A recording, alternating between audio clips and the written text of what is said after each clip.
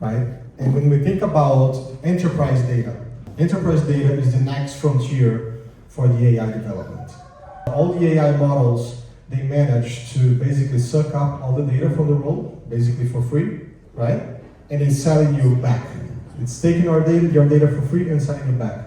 But enterprise data is still locked into companies, and it's not yet being used as it should be when we think about all the AI models. And we've been designing this here in Brazil since 2018. And we followed very closely what China was being built. At that point in time, I didn't know anyone from Shanghai Data Exchange. I didn't know Lu Yong, right? And it's funny because our unconsciousness, we were working on the same thing, working on the same core concepts, on the same principles. And one of them, which to me is the most important, is data as a factor of production in the economy, right? And when we look at the China legislation, they really frame data as a fifth factor of production, right? And then last year, we had an announcement that went public. And one of the publications that announced the initiative we were conducting with Drumwave was published in English. And then we received a contact from Lu Yong, who is sitting here. Back in November 2025, he invited us for the Global Data Ecosystem Conference in Shanghai. That was when we first met in person, and we started exchanging everything that we know, and he was really interested in how the Drumwave model talked about the personal data, but we at the same time were very interested in how can we build this B2B exchange and marketplace in Brazil, right?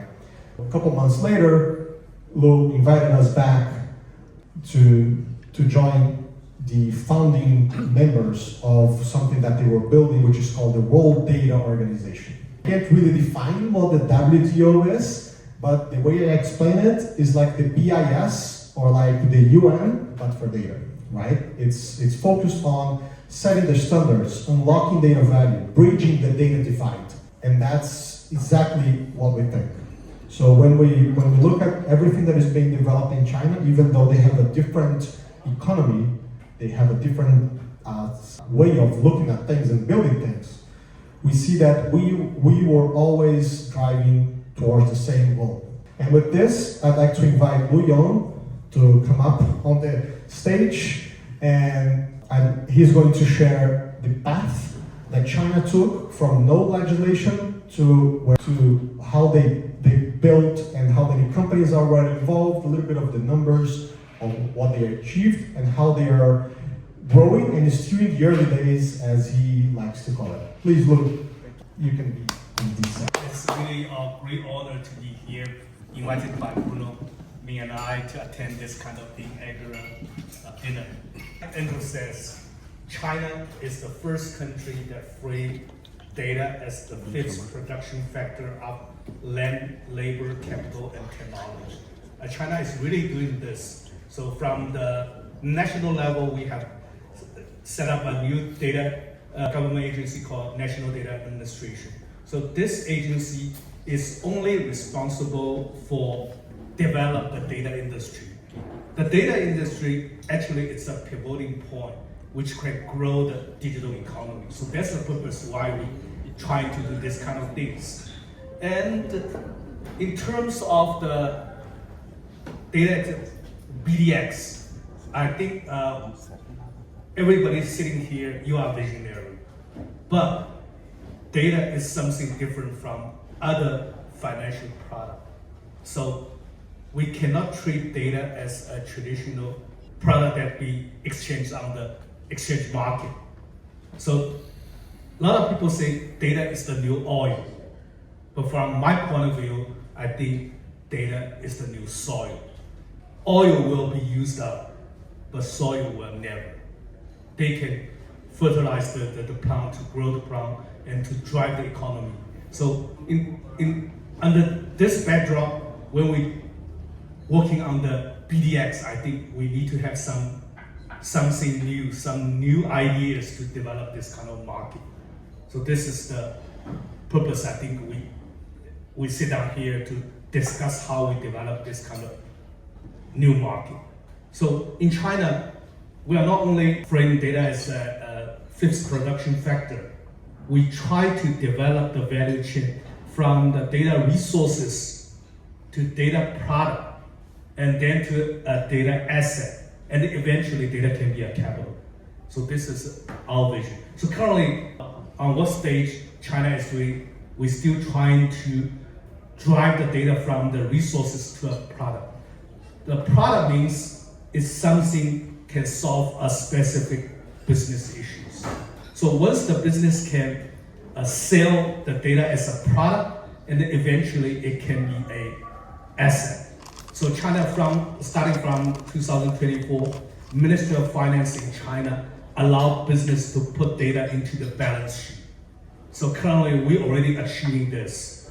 There are more than 100 listed companies in China. There are 5,000 listed companies in China. That's about 150, they already put the data into the balance sheet. And we are really achieving this. But how to grow this, we still need a lot of things from, like Bruno said, from legislation level to the technology level, and also we need a market. So data exchange is really a market. So from legislation point of view, we are not only laying data as a asset class, as a production factor. We still need some ways to overcome the difficulties for business to share, to exchange, to sell the data in the market. Like Bruno says, in the enterprise field, businesses are still very worried about how to sell this. So in China, we do some kind of experiment. So we try to shift the focus on the data ownership to the rights to hold the data. So we're focusing the rights to hold the data, then we can develop to the right to process the data, and then the right to sell the data. If we only try to focus on the ownership, it's kind of difficult. It's still something unsolved worldwide. So this is the way we are working from the legislation point of view. On the technology point of view, I think it's kind of easy. A lot of new data technology can empower this kind of data sharing, data exchange, the data space, like the PET, the privacy enhanced technology. There are many other technologies can help us. So on the third pillar is the market. So China is starting doing this since 2016. And now in China, there are many data exchanges already exist in the market. But Shanghai Data Exchange can consider as a pioneer in doing this. So currently there are more than 6,000 data products being listed on this data exchange. A lot of buyers, the data consumers can buy and source the data product through this kind of platform, which will enable the digital transformation process for their business. So the first biggest market segment is the financial industry. So financial industry are trying to use a lot of alternative data to do this kind of new experimenting. Like the utility data is one of the ways to help the financial institutes to judge the healthiness, the business healthiness of their customers. The second is on the advertising industry. So advertising uses lots of data to try to attract a new customer. Even in the tourist situation, a couple years back, we are helping the Ministry of Tourism of Indonesia to use data to attract Chinese visitors to visit Indonesia. So in so many scenarios, you can see data will be a new way to conduct the business. But having said that, even though we are still working really hard, so we don't think data exchange has a very mature business model. So from government point of view, we still try to treat data exchange as a pivoting point, which will help to grow the whole data industry a lot. So even for the BDX, I think in the early stage, you don't need to try to focus on how the profit itself. the purpose to set up this kind of facility is to grow the data industry, eventually will empower the digital. It's a pivoting point. So having said that, we have a lot of things in common, and we would like work join hand in hand with BDX.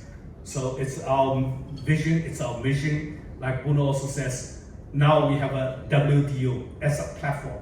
So we can leverage on this kind of platform to work together to grow the digital economy together. Can you talk a little bit more about WDO?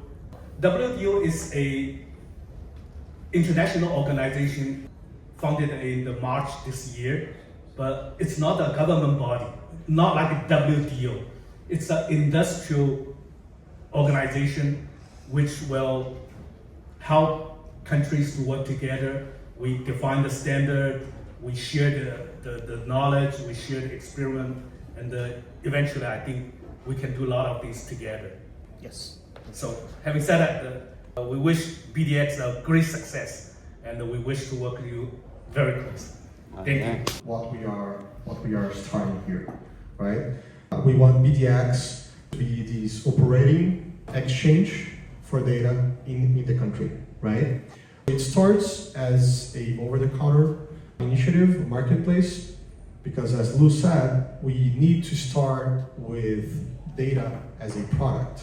So once we have data as a product packaged and generating value to other companies in the country, and then doing cross-border transactions in the future, looking at the B2B level, then we can start to relate some value attached to data. When we think about the value of data, then data becomes an asset, a new asset class that has attributable value. And with that, companies can start doing the same they're doing in China, which is to put data in their balance sheet. Once data becomes an asset in the balance sheet, imagine that a company can generate a new source of capital by doing an M&A transaction with the data line. Or they can take up new credit using data as a collateral, right? There's a whole new financial unlock that we can build once data becomes a new asset class.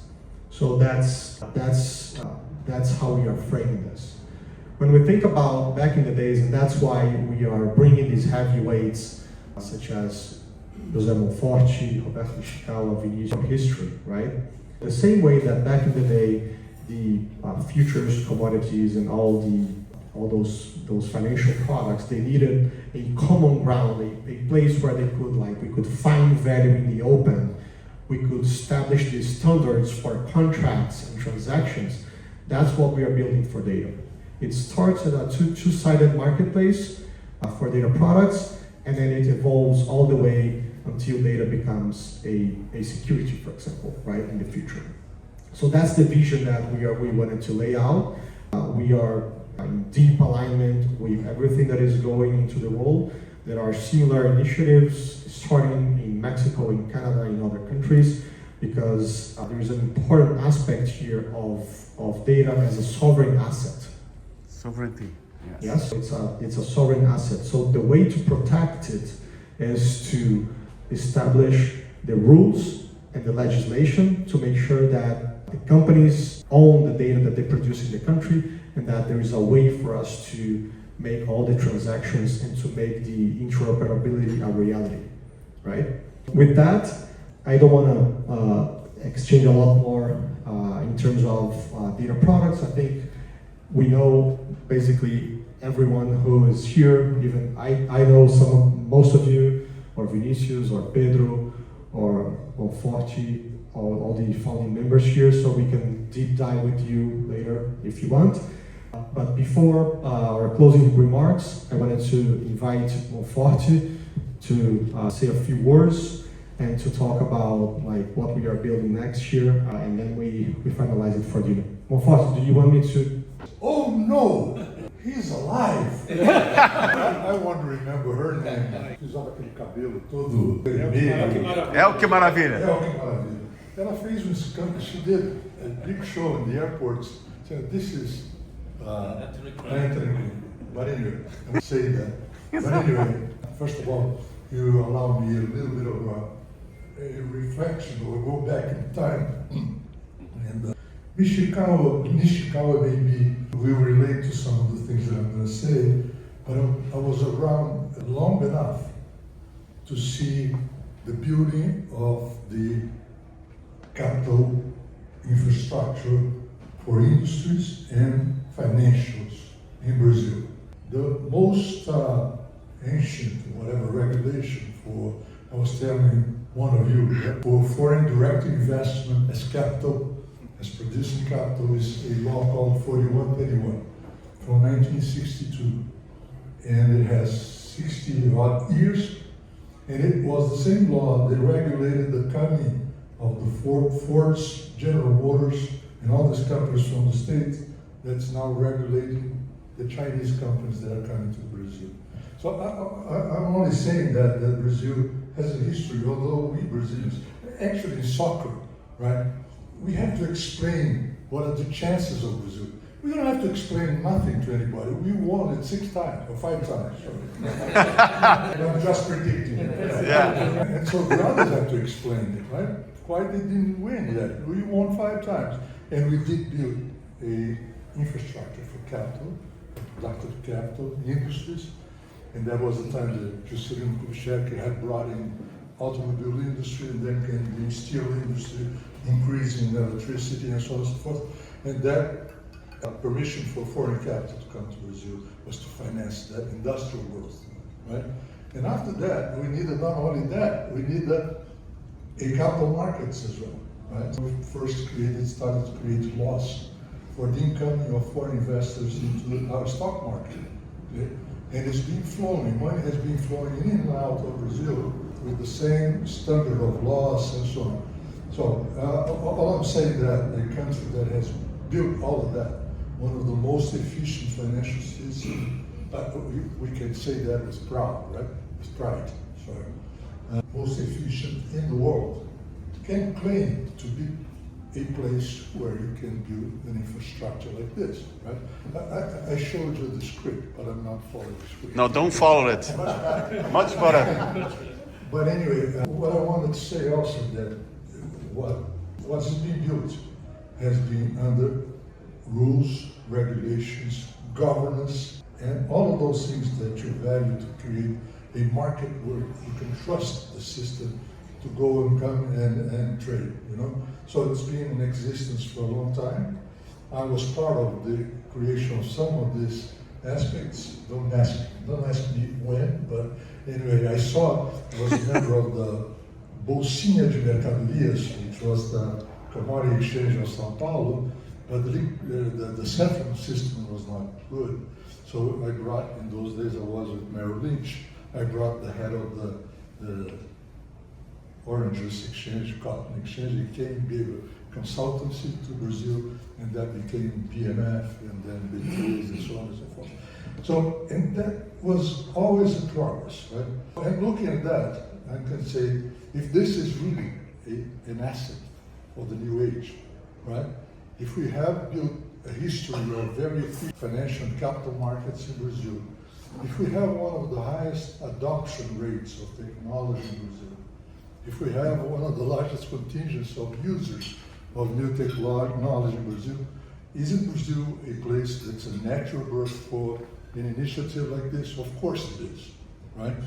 And it's a pleasure also, an honor to be talking about an opportunity here where you see the vision of Drumwave coming to the table, the inspiration of the Shanghai Data Exchange brought to the table as well.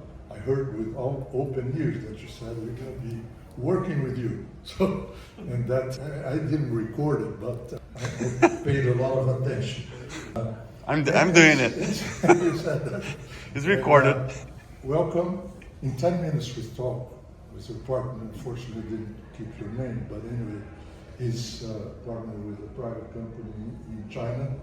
He was talking about an accounting company, but what he told me is a lot more strategy, consultancy, teaching companies how to use their data and convert it into value, and supporting the exchange and the entities.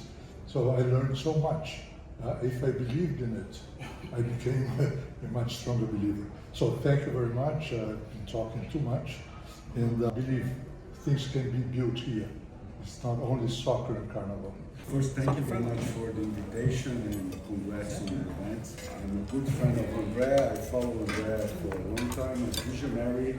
I think you guys have something of incredible future value for Brazil, for the society, for the economy. But I have a question about the way you guys are organized. So how are, everybody talks about AI, desperate about being unemployed. But there's other people that see AI as a way, as a path to cure cancer, to solve Alzheimer and all the health issues that humankind has. So how do you guys treat scientific, personal data different than financial and marketing data? So how you structure for that, for researchers and also for our data to the labs that are developing the drugs? So in the past many years, what we are doing, trying to drive the data resources into a data product, is for use for in the BI situation. Now, what we are preparing in China, we call it high quality data set, is for the AI use. So that's two different ways to use the data as a new resources. Yeah, but how do you treat the personal health data? That's what's the question, isn't it? Is a separate path for you, like science and business? PhD, R&D and business. Do you have different paths in the data? Don't think the different paths, but we have different ways to use the data. When you combine data with algorithms and MCPs or LLMs, so which level do you start in terms of working with the data? So there are a couple different ways. Even today in China, the skills can be treated as a data product. A conflict resolution lawyer, and I'll be very happy to work on this very important project. I think that China is an inspiration for the world. You are the pioneer. We will follow you. We are very thankful for your help and your inspiration. But what is much easier for you will be a challenge for us in Brazil. We have many regulation problems. We'll have to work very hard on it, and that's the field where I think I would be helpful on this so important project. We are generating wealth, and this is creating a whole new market, and Brazil has all natural resources. We are the biggest the biggest producer of carbon credit, which for us will be like oil for Saudi Arabia, because if there's oil polluting, where there's oil polluting, there will be carbon credit compensating. And China will be a great partner for us in all those fields. It is already a great commercial partner for Brazil, and we are very happy to face this challenge together. Thank you very much. I've been in the financial market for 40 years. The first time I met André, that was I think back in 2018, and I like to invest in startup. I have 30 companies invested. I met André, and after the meeting I said, André, I didn't understand anything you said. After 6 months, André brought Bruno, and then I decided to invest in the company. So I was one of the first investors in the company, and I brought also some other important shareholders for Runway. And I always tell people that among the 30 companies that I have investment, Runway is far the most exciting, disruptive company that I've ever seen. And I think one interesting thing about André, Bruno, Patrick, and everybody in the team is resilient. They are resilient. They hard worker. This is something completely new. We talked a little bit before dinner. I was very impressed with your experience with the Shanghai Exchange, and I think that this partnership is going to be very, very interesting. Thanks very much. Eu sou Rodrigo Assunção e eu presido a DataBrief. Boa. Olá, eu sou o Rafael, eu trabalho no Bradesco e sempre bom estar em contato com os updates aí da Runway, nessa tese aí da Ferreira, hoje eu presido a Matrix Energia. Estou muito impressionado com o que eu vi hoje. E acho que o Brasil, junto com a China, tem assim, uma grande possibilidade de fazer essa bolsa lançar. Eu gosto muito sempre de lembrar que o Brasil foi o primeiro país a colocar, por exemplo, o imposto de renda da pessoa física tudo por internet, e esse negócio que funciona super, super bem, como também o voto eletrônico, que foi um dos primeiros países. Então nós somos um país meio que vocacionado para esses desafios digitais, né, que é super bem aceito pelas pessoas, e eu estou feliz e preocupado, né? Eu fiz alguns IPOs e agora eu vi que eu vou ter que fazer como é que é o início da colocação aqui para cima. Agora nós vamos ter que nos preparar para outros desafios, mas bons desafios. Parabéns aqui. Obrigado. IDO, Initial Data. I wanted to thank, first of all, Vinicius for the invitation. I'm the head of the Milken Institute in Brazil. I don't know if you're aware of the Milken Institute, but we're a financial think tank, non-profit, non-partisan institution, globally located, and we've just recently opened our office in Brazil in vision of everything that we have. As mentioned, data-related infrastructure, energy, that is something that is usually approached by our stakeholders, our speakers, and the investors who usually look into Brazil. Also, a bit about my background: I'm an engineer and a data scientist, and I've just recently presented my thesis on the effects of context overload within tool calling and large language models. And this is very approachable within what we see nowadays happening in investment companies, financial groups, and whereas we can apply large language models, so that is something that is very recurrent. So I'm really a big fan of data exchange and what we're currently building, and just chasing back to the Milken Institute, we have a huge presence in Asia. We usually have one of our flagship events that happen in Singapore every year, so that is our second largest event, and it holds around 2,000 to 3,000 people, and we've seen a lot of panels just focusing on data, on infrastructure building, and we'll be happy to extend an invitation for you to attend one of our events in Singapore and in Abu Dhabi if that makes sense. So pleasure to be in touch, and thank you for the invitation. I'm CEO of Runway. I previously worked with Google, Facebook, in Silicon Valley and here in Brazil. And we used to take a delegation to China every year to learn from the Chinese experience. We used to say that the future has already arrived, it's just not evenly distributed.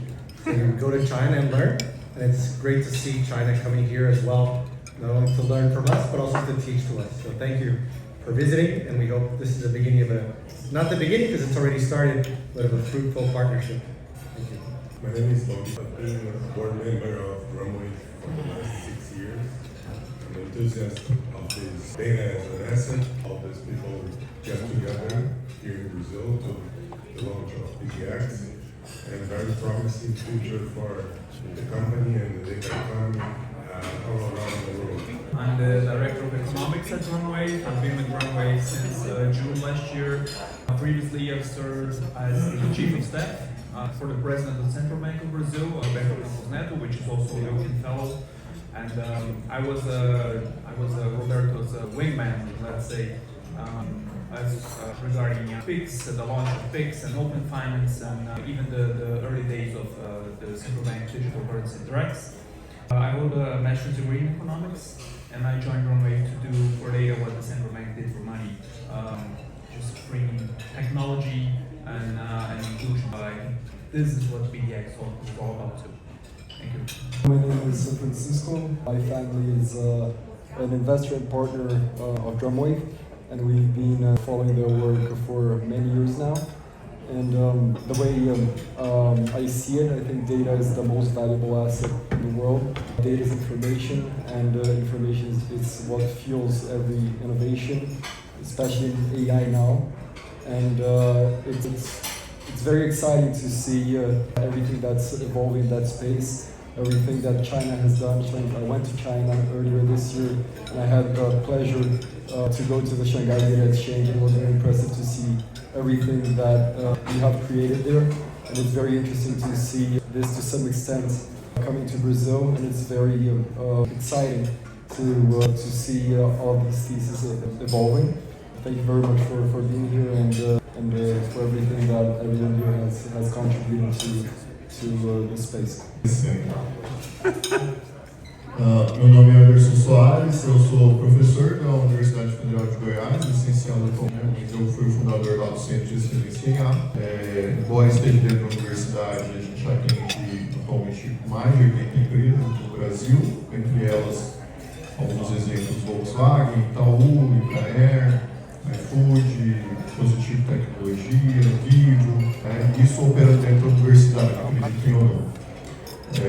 Então, também fui o presidente que criou a primeira graduação de IA no Brasil, em 2019, e é um prazer estar aqui com vocês. Samuel Oliveira, I run a financial advisory shop called Norsen, and we helped connect Drumwave with DCs here and abroad, especially in the United States. Hello, good evening everyone. My name is Martina Blattner.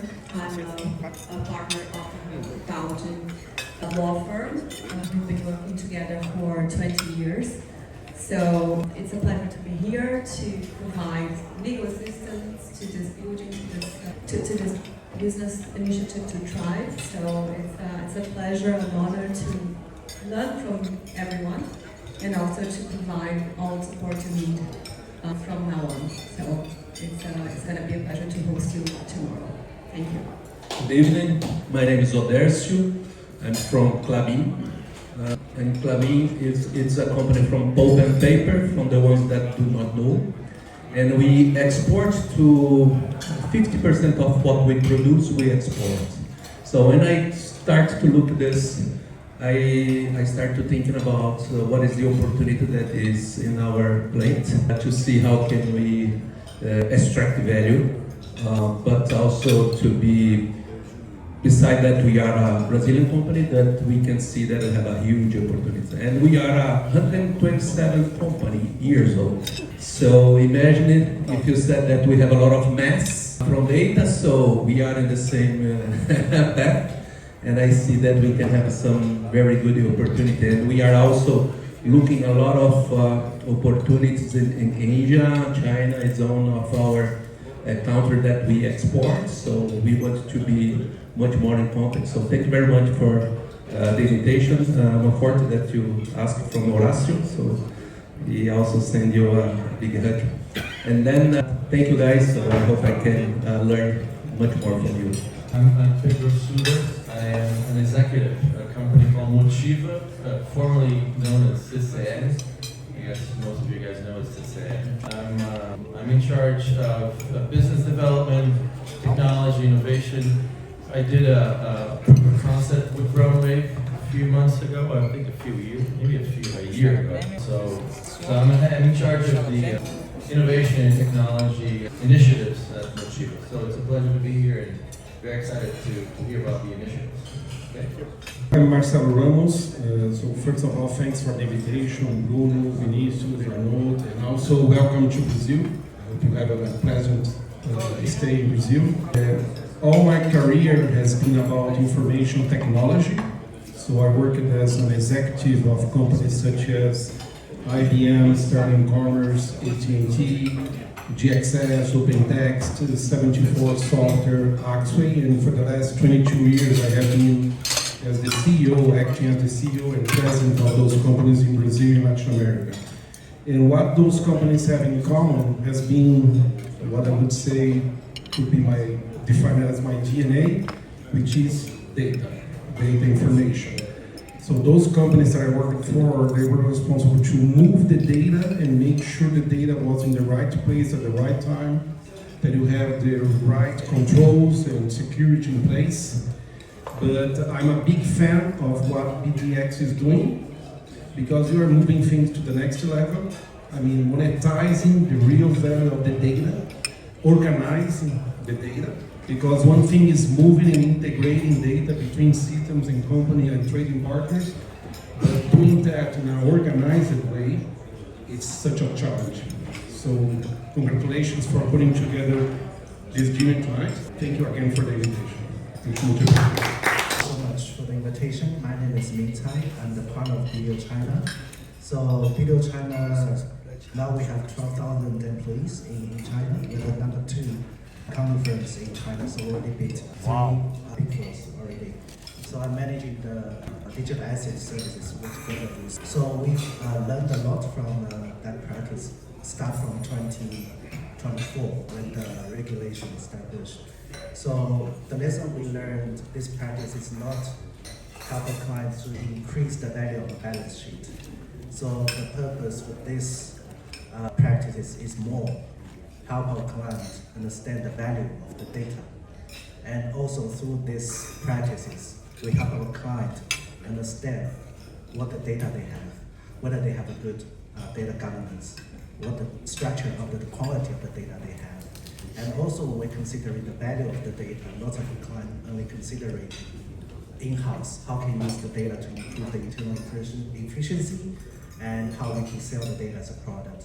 But think broadly, like I'm very happy that we have a group, because that's the reason we have the BDX and the China Data Exchange.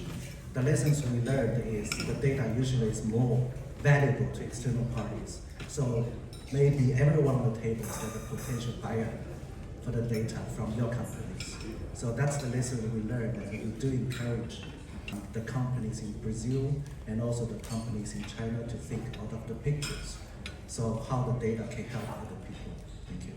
2 minutes? Yes, of course. So, Yes. I have another hat.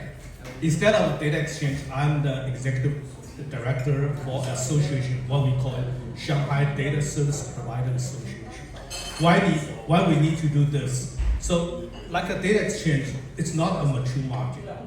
It not only involves the data provider, data consumer, and the platform itself. It needs a whole new ecosystems. This ecosystem consists of business like data providers, like data consumers, also a whole bunch of data service provider, like who drives the data strategies, who provide the legal services, who provide the accounting services, and the most importantly, those business who can help company to drive their data into a data cloud.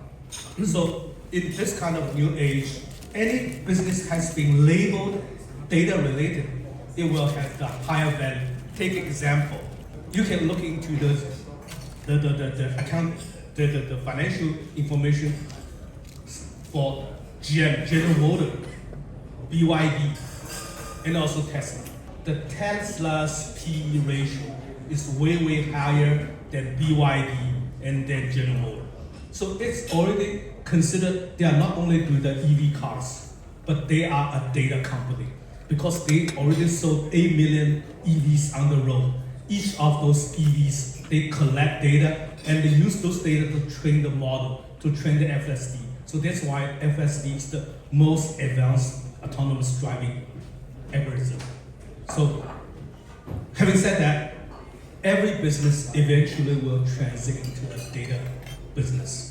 So we need a whole bunch of those kind of data people. So that's my 2 cents about it. My name is Bernardo Zamiowiski. I'm a partner at VR Investments, a family office related to the Sharman family. I'm responsible for venture capital there. I started my career working at VR as an executive. I left for 12 years. I'm a serial entrepreneur in technology. I had several companies in Brazil, Japan, Colombia, Chile, very much related to data. I used to sit at the board of the Brazilian Data Marketing Association, so I was also involved with the laws in Brazil. And I'm one of the founders of an event, technology event here in São Paulo. You guys are all invited in August, named SP2B. We're gonna be 1 week all over Ibirapuera Park. And you guys, as I said, are invited to come, and you should speak, because I think that Brazil needs such project. And as we have a very digital country, if you look at the PIX, but also e-social, SPEC, in terms of taxes and payments, we're very advanced. Brazil can be an important player in such. Just refer to Louis' strategy consulting, besides accounting and so on and so forth. And I was fascinated with what I learned from him.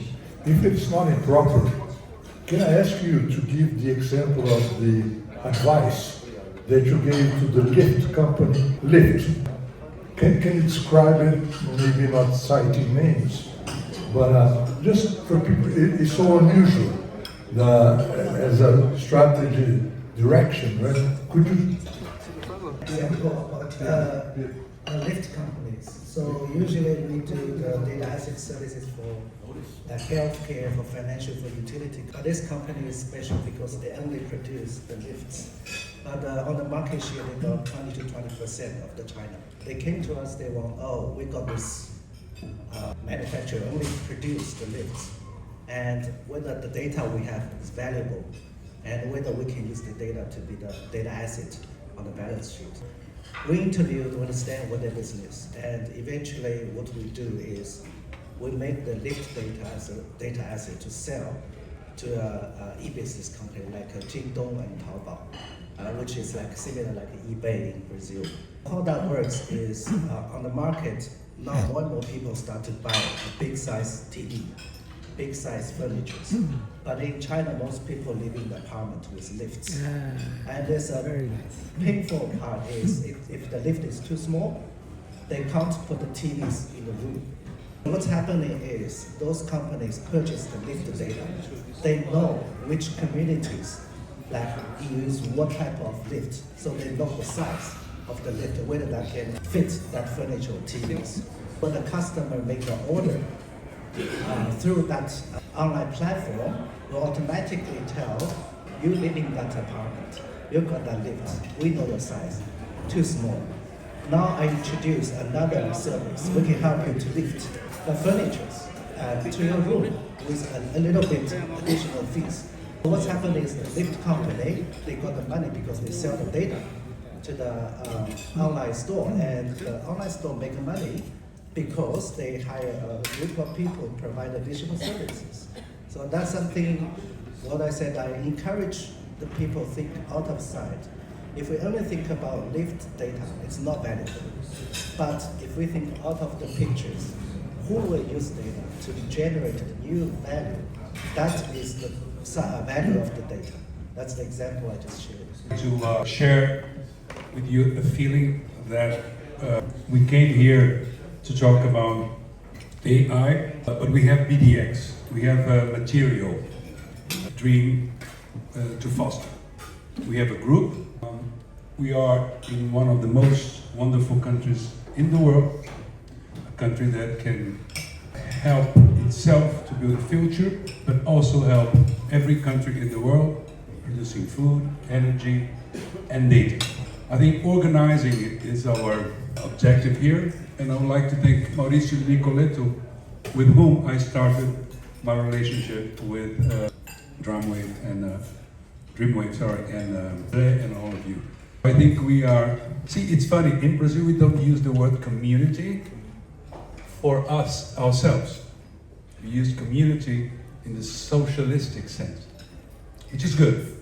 But I think we should perhaps think of our meeting today of BDX as starting to form a community to answer to things with your help, with partnerships that will help us face, and that's my feeling, a reality that's coming faster than we are thinking of, because we cannot predict how fast things are happening right now during our meeting everywhere around the world, and the multipliers there are many multipliers. We have to be fast with law, organizing, taking the infrastructure, legal infrastructure, because development of countries have to do with institutions. Institutions are central, as mentioned by Monforte today. We have to think institutionally, politically, fast, not slow.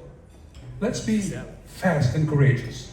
Let's see if we can break this, because this is like, we can bring education to every corner of this country. We can bring health to every corner in this country. Everything is possible. We have to get complexes out and imagine what we can do. And I think forming a community with goals like BDX, I think it's concrete that will amalgamate us towards an objective. With a lot of experience in this table, I think we can achieve that. Pessoal, o que a gente está vivendo é maravilhoso.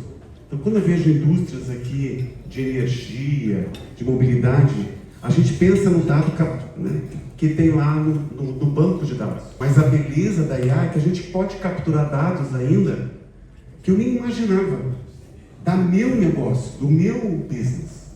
Por isso que a gente está muito preso ainda ao dado, no database, dataset.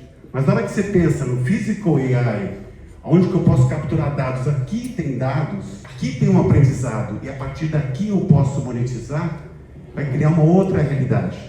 E o que é importante na BDX é que a gente vai aprender o valor do dado, porque ele vai estar numa bolsa. Isso é o principal benefício, porque você vai se questionar lá no Bradesco, que tem, né, tem os dados, mas mais do que isso, né, outros dados que possam surgir. Porque o dado agora na era da IA não é simplesmente o dado que está lá da linguagem. É o dado que a gente captura, multimodal. Pensa nisso na tua indústria. Qual o dado que eu posso capturar? Quem conhece aqui aquela startup Traction? Né? Quem que já ouviu falar da Traction?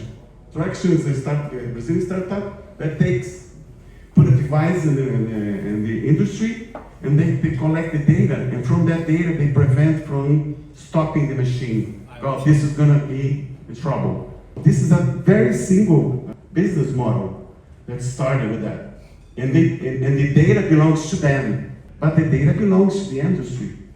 With this approach of putting your data in a place it has a value, there's a journey how to learn about it, about the business, how you connect it to other side. Like this example was fantastic, but there are so many others because we don't even think about it, because it's a new area, because we are used to the device from the social media, but there is data all around us.